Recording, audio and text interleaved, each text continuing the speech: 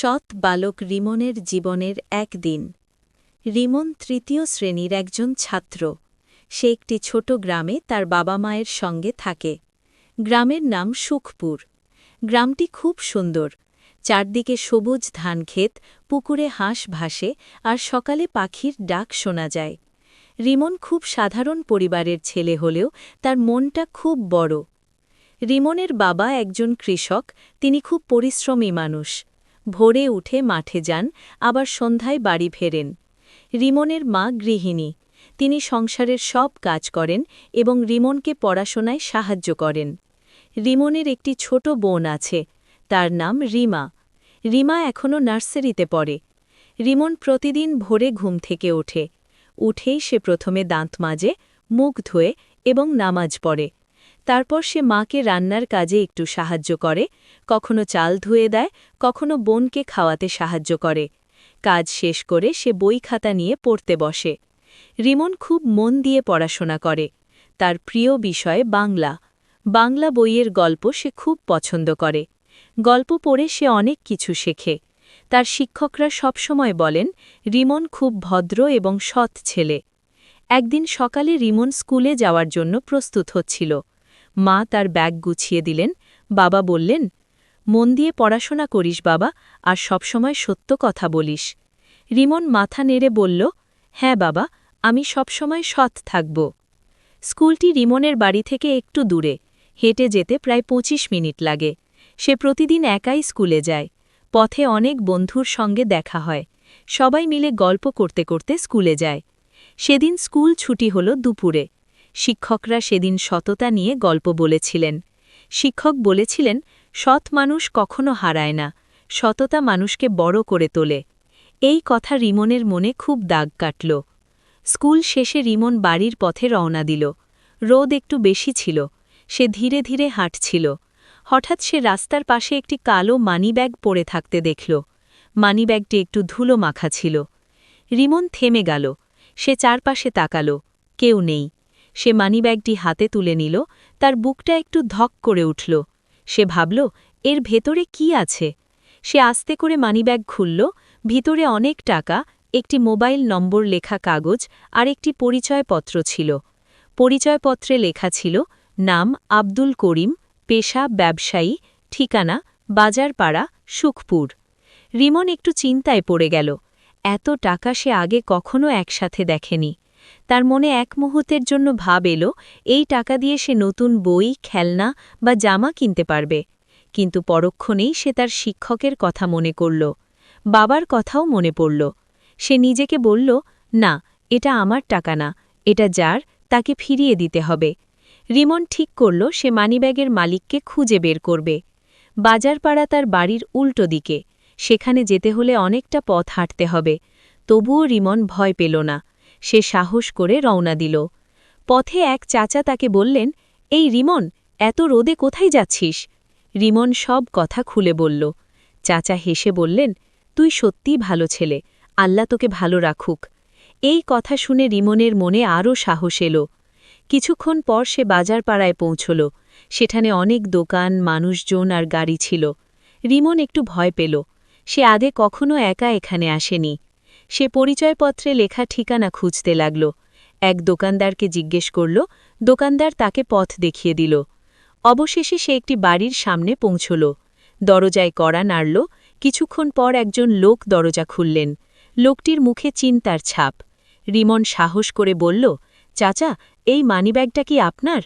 লোকটি অবাক হয়ে তাকালেন। মানিব্যাগ দেখে তিনি খুব খুশি হয়ে গেলেন।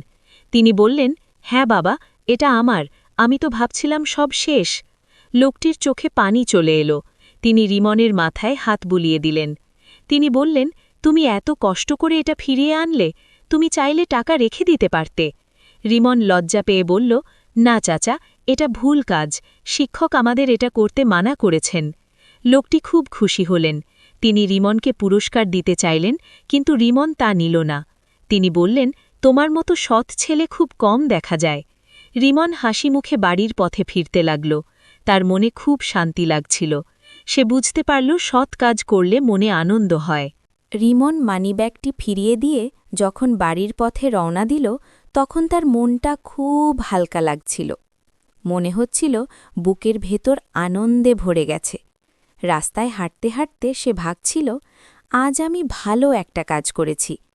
সূর্য তখন একটু ঢলে পড়েছে, গাছের ছায়া লম্বা হয়ে রাস্তায় পড়েছে। বাড়িতে পৌঁছাতেই তার মা দরজা খুলে দিলেন। রিমনকে দেখে মা একটু চিন্তিত গলায় বললেন, এত দেরি হলো কেন বাবা? আমি তো ভয় পেয়ে গিয়েছিলাম।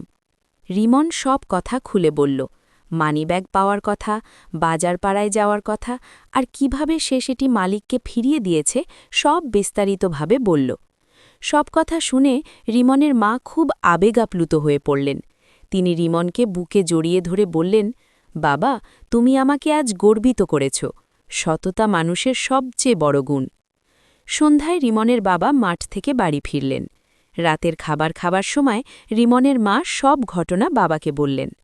বাবা মন দিয়ে শুনলেন, তারপর রিমনের দিকে তাকিয়ে বললেন, বাবা, আজ তুমি সত্যিই প্রমাণ করেছ তুমি ভালো মানুষ। টাকা বড় নয়, মানুষ বড়। রিমন লজ্জা পেয়ে মাথা নিচু করল। তার ছোট বোন রিমা খুশিতে হাততালি দিয়ে বলল, ভাইয়া খুব ভালো। সেদিন রাতে রিমন খুব শান্তিতে ঘুমাল। তার স্বপ্নে সে দেখল শিক্ষকটাকে সবার সামনে প্রশংসা করছেন। পরদিন সকালে রিমন নিয়মমতো স্কুলে গেল। স্কুলে ঢুকতেই তার বন্ধু সজীব বলল, রিমন, তুই নাকি কাল একটা মানিব্যাগ ফিরিয়ে দিয়েছিস?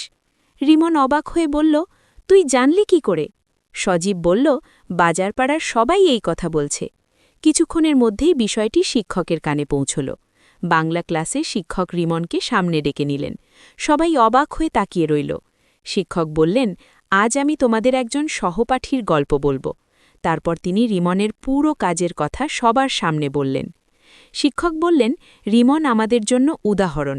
বইয়ের গল্প শুধু পড়লেই হয় না, বাস্তব জীবনে কাজে লাগাতে হয়। সব ছাত্রছাত্রী হাততালি দিল। রিমনের মুখ লাল হয়ে গেল। সে খুব খুশি হলেও লজ্জা পাচ্ছিল। স্কুল ছুটির পর প্রধান শিক্ষক রিমনকে ডেকে নিলেন। তিনি একটি ছোট পুরস্কার দিলেন, একটি বই। বইয়ের নাম ভালো মানুষ হওয়ার গল্প। প্রধান শিক্ষক বললেন, এই বইটা পড়বে আর এর শিক্ষা জীবনে কাজে লাগাবে। রিমন খুব যত্ন করে বইটি ব্যাগে রাখল। বাড়ি ফিরে সে বইটি খুলে পড়তে শুরু করল। প্রতিটি গল্পে সে সততা, ভালোবাসা আর মানবিকতার কথা পেল। সে মনে মনে ঠিক করল সে সব সময় ভালো মানুষ হওয়ার চেষ্টা করবে। কয়েকদিন পর গ্রামের এক অনুষ্ঠানে রিমনকে ডাকা হল। সেখানে গ্রামের মানুষজনের সামনে তার সততার গল্প বলা হল। সবাই তাকে আদর করল। কেউ কেউ বলল, এই ছেলেটাই একদিন গ্রামের গর্ব হবে। রিমন বুঝতে পারল, ভালো কাজ করলে শুধু পুরস্কার নয়, মানুষের ভালোবাসাও পাওয়া যায়। সময় গড়িয়ে গেল। রিমন আরও মন দিয়ে পড়াশোনা করতে লাগল। সে নিয়মিত স্কুলে যায়, বন্ধুদের সাহায্য করে এবং মায়ের কথা মতো সবসময় সত্যি কথা বলে। একদিন সে তার ছোট বোনকে বলল, রিমা, সবসময় সত্যি বলবে, কখনো কারোর জিনিস নিজের করে নেবে না।